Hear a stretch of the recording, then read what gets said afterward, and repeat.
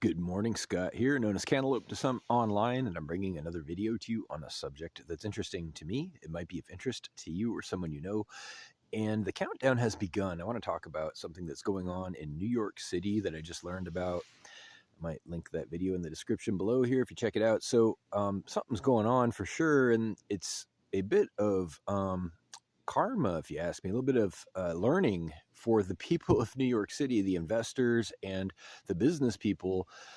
And what I mean to say is that there is an eventuality, an inevitability, and a prophecy that is now coming true.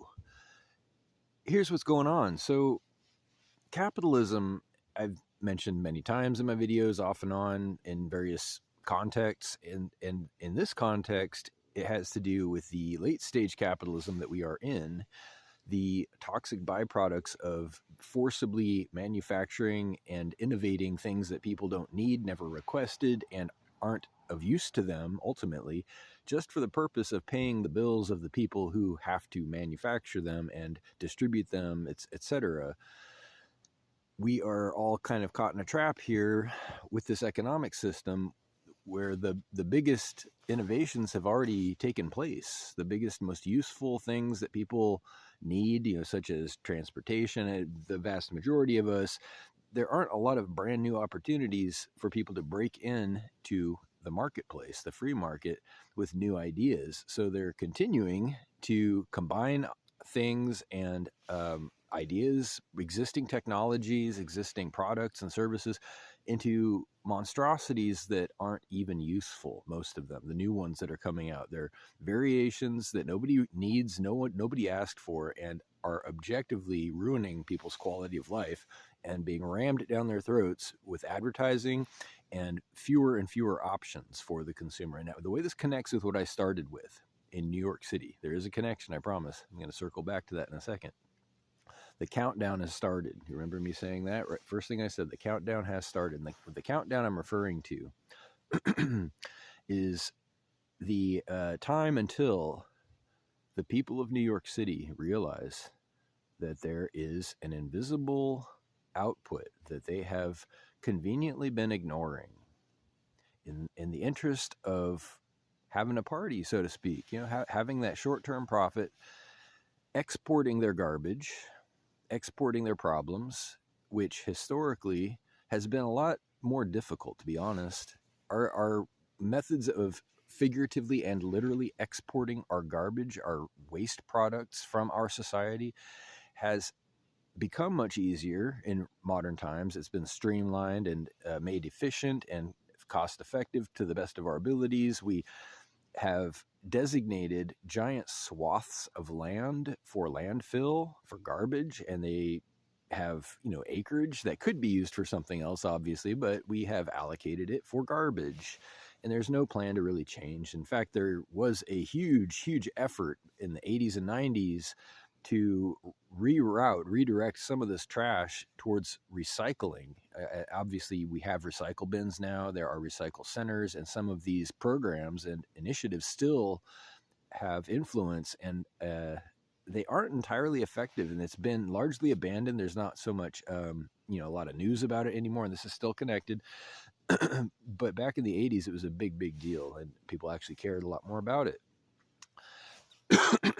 So my point here is that in streamlining these systems, we have made it easier to make them invisible. It's that flip side of the coin, right? The trade-off to having a culture rooted in capitalism, rooted in packaging and disposable single-use items that solve your problem for a price, maybe once, maybe for a few years, but they all have planned obsolescence built into their design at this point. You're expected to throw things away and buy a new thing so that the people who are selling them to you can pay their bills.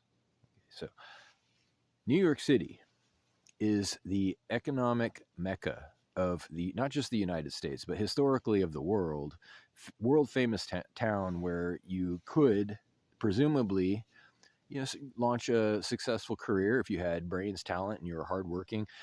And that's a little bit of a digression, but it's still full of people who have money. It's the entire town runs on money. It's the theme is money. You don't go there unless you have money, and trust me, I've done it, and I know what I'm talking about.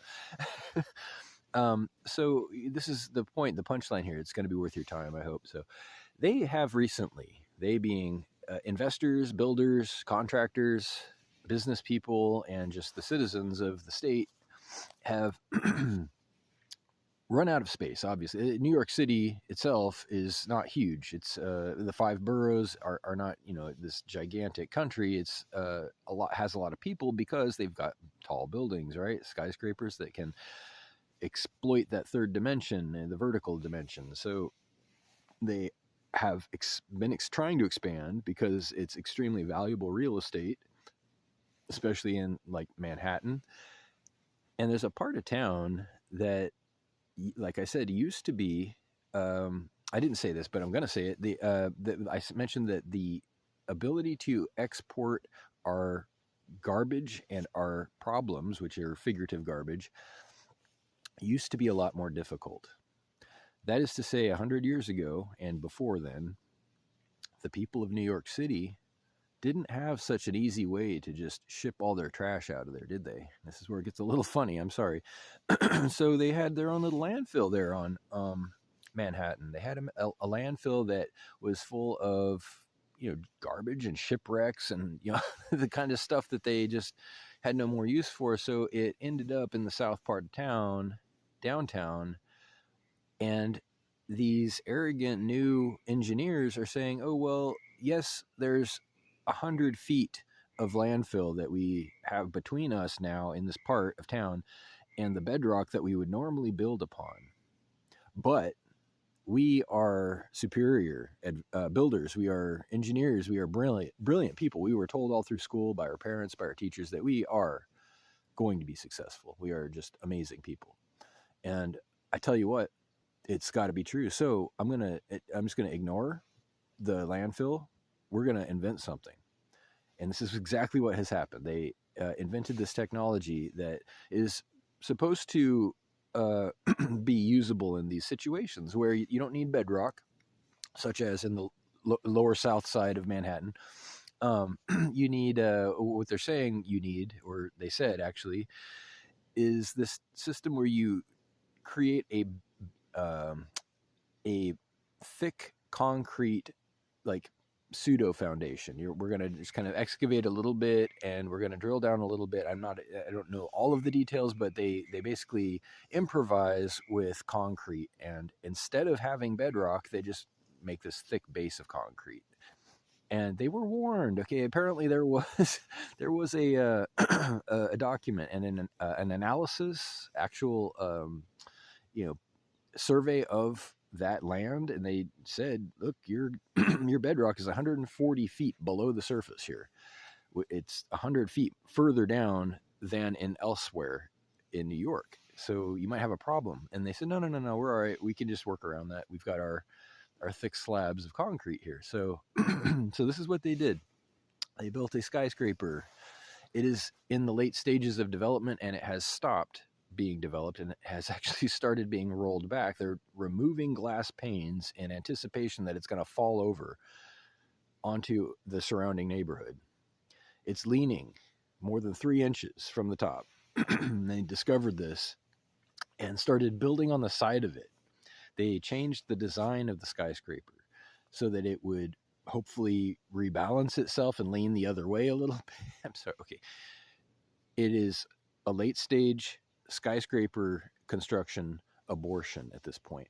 There are dozens of lawsuits, and my point isn't to point my finger. I mean, hindsight is always 20/20, right? And there's always going to be some unfortunate example to laugh at if you choose to. And I'm not trying to laugh at this. I'm really not. But what I'm saying is, how long is it going to be? The countdown I keep mentioning, it's in my world. I'm counting down until the New York people make the connection between the divine influence that has ruined this project with comical justice, poetic and comical justice, that a literal landfill, has undermined, literally, their economic progress. Finally, I don't think it's a coincidence. Here's the punchline at 10 minutes. How long until they realize that it's not just a coincidence? It's a message.